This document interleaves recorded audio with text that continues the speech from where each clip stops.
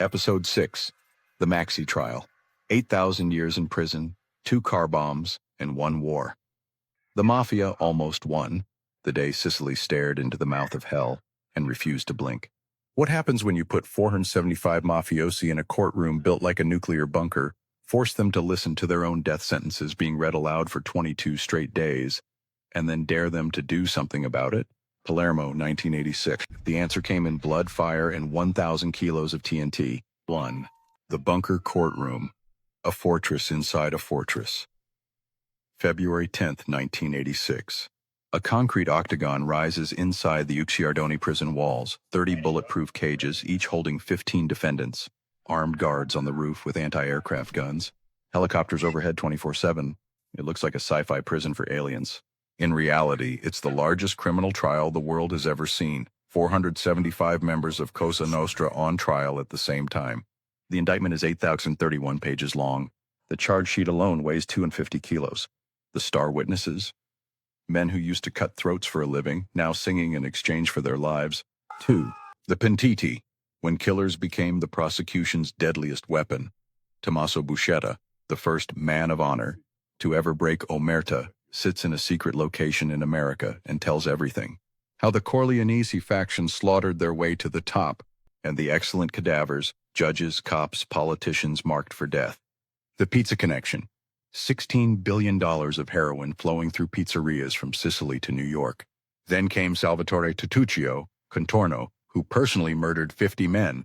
He walks into court, points at the cages and screams, "That one killed my brother. That one raped my cousin. That one buried my best friend alive." The defendants howl like animals. One tries to bite through the bars. 3. The verdict. 19 life sentences and a death list. February 1987. After 349 days, the judges file back in. The reading of the sentences takes 22 days. Total prison time handed down 2,065 years. 19 bosses get life, locked in cages on a tiny island prison 40 miles out to sea. The boss of bosses, Luciano Leggio, already dying of cancer, laughs from his wheelchair. His successor, Salvatore the Beast, Riina, stares straight at the judges and mouths 2 words. Vi ammazzo, I'll kill you all. He meant it literally. If your blood is running cold right now, do me a solid, hit subscribe and the bell.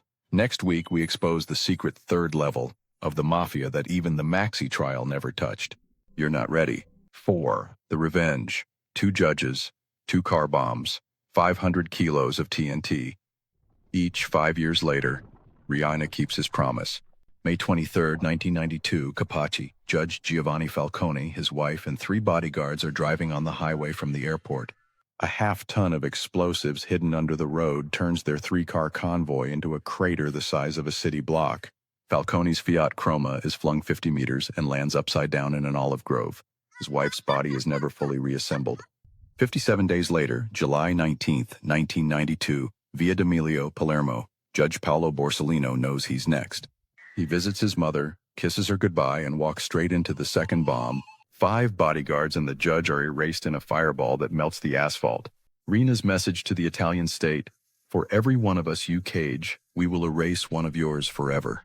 5. The Fall of the Beast and the War That Never Ended, January 15, 1993. After 23 years on the run, Riina is finally arrested at a traffic light in Palermo, smiling and polite. He is sentenced to 26 life terms. He dies in prison in 2017, still issuing orders from behind bars.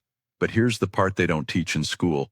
Of the 475 defendants in the Maxi trial, more than 300 were back on the streets within 10 years, thanks to appeals, good behavior, and intimidated judges. The Corleonesi's money and terror network is weaker but alive. And every May 23rd, on the anniversary of the Capaci massacre, someone still leaves a single red rose on the crater in the highway. The Maxi trial broke Cosa Nostra's spine, but the beast learned to crawl.